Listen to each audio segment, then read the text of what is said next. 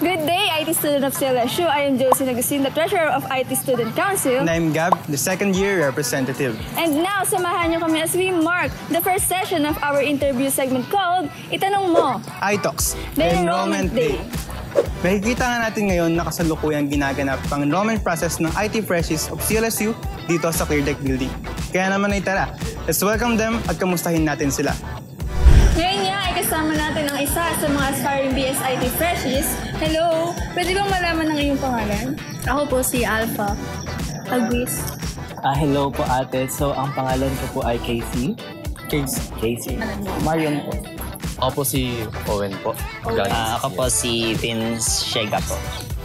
So, we would like to ask, how is the enrollment process going so far? So far po, it was very smooth for me. Mabilis naman po yung process. So, wala pang problems? Wala po. That's nice to hear. Pag-enroll naman po is parang na-assess po siya na maayos kung sa paano pong paraan na parang isa-isa po siyang natatakal sa mga tao po na mag-enroll po ng BSI. And so far so good po, okay lang naman po siya. So, another question. Why did you choose BSIT? I chose IT kasi maraming opportunities dito, diba? And really, that's what I look forward to kasi I'm a person, I love traveling, I love being not just in one place, and I think IT will give me that opportunity. That's nice. I choose BSIT po kasi ito po yung line of career na gusto ko po siyang i-take and mas na-intrigue po ako sa mga technology po na meron po tayo. Meron na po akong basis kasi or alam na po sa pagdating sa computers and coding po. So, parang passion na rin po siguro na pinili ko po yung BSIT. So, may we know what your expectation and experiences that you look forward to in studying IT here in CLSU? I'm looking forward to getting more advanced in terms of handling devices and technologies more po. And also, nabanggit po sa akin na marami pong events here. So yeah, that would be fun, I think. Yun lang po.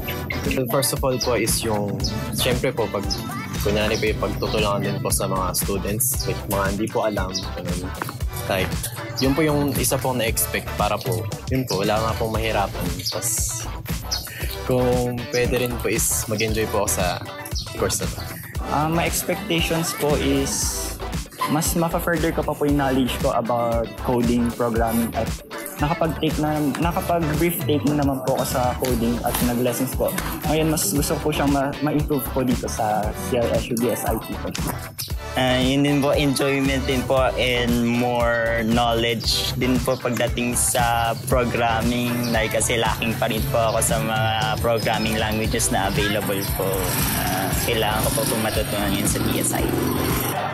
I hear kasi the CL is a really good school and I've been following, of course, yung mga IT pages rin. So I'm really excited to be part of all the activities, to be part of all the lessons. Kasi I think that I will really grow here as a person. Thank you. Thank you. Thank you. It really is so delightful to see that there are new faces that will be joining our IT studentry in the next academic year. Parang kahapon nga lang, isa rin ako sa mga first year IT student. At syempre, there is that feeling of joy and excitement. Yet, hindi natin may iwasan ng mga hardship na may experience natin throughout the journey. Kaya naman, we wish all of our incoming IT freshies out there na good luck and let's see each other sa pasukan as we enjoy the CCAD week.